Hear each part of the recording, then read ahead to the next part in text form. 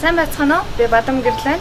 За тэгээ шүүдэл цэцэг найзынхаа дуудлагаар өнөөдөр бас энэ хөдөлгөөнд бас нэгдэж байна. Тэгээд ALS гэдэг энэ өвчний талаар бас та бүхэнд бяцхан мэдээлэл хүрэхэд энэ өвчин өөрөө яг дээрээсээ мөстэй ус асгаж байгаа тийм мэдрэмжийг төрүүлж толгой маш их өвддөг. Толгойн тэр гол мэдрэлийн системийг гол мэдрэлийг гэмтээдэг. Тэгээд тэр мэдрэлийн системийг дарангуулдаг тийм аимшигтай өвчин. Тэгээд энэ өвчний эмчилгээнд бас хувь нэмрээ оруулж байгаа.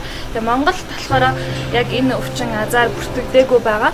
Тэгээд тийм учраас би Монголдо бас яг бидний бидрийн сэтгэл хэрэгтэй байгаа тэр төслийг бас та бүхэн танилцуул уриалга болгоё гэж бодсон юм аа. Тэгээд энэ болохоор яг их насны төвийн 100 хойдолтод байрлах хүүхдийн цусны хор талдартай хүүхдүүдийн эмнэлэг шинээр ингээ баригдаад дуусч байгаа байна. Тэгээ энэ эмнэлэгт бид нар өөрсдөө сэтгэлийг зориулах нь 100 эргэн болов гэж та бүхэн бас энэ чинь уриалгахаар ирсэн байгаа. Нийтийн юм сонсон эмнэлгийн өөрөө сая 200 мянган төгрөгийн үнэтэй байдаг гэж сонссон. Тэр нөгөө яг бүтэн юм Европ стандартын эмнэлгийн ор байдаг гэсэн. Тэгэхээр ямар ч гэсэн орыг миний зүгээс төсвийг энэ эмнэлэгтэй бас хандуулаад энэ эмнэлэгтэй бас өөрийнхөө сэтгэлийг оролцуулах гэсэн бодлоо. Тэгээд энэгээр бас цаашдаа бас монголчуудаа тэгээд олон хүмүүсийг бас надтай нэгдээчээ гэж уриалгах гэж байгаа. За.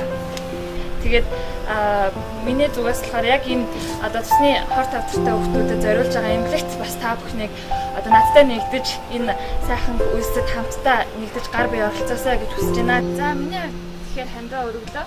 Дараагийн миний дуудах хүмүүс бол хамгийн түрүүнд топ модель Болормаа хичээг. За дараа нь Улсын их хурлын гишүүн Батчимэг хичээг. Түүний дараа Монгол толготны 100 эрхэм нэвтрүүлгийн хөтлөгч Анужи хичээгээ надтай нэгдэж сайн улсын аянд нэгдэхийг уриалж байна.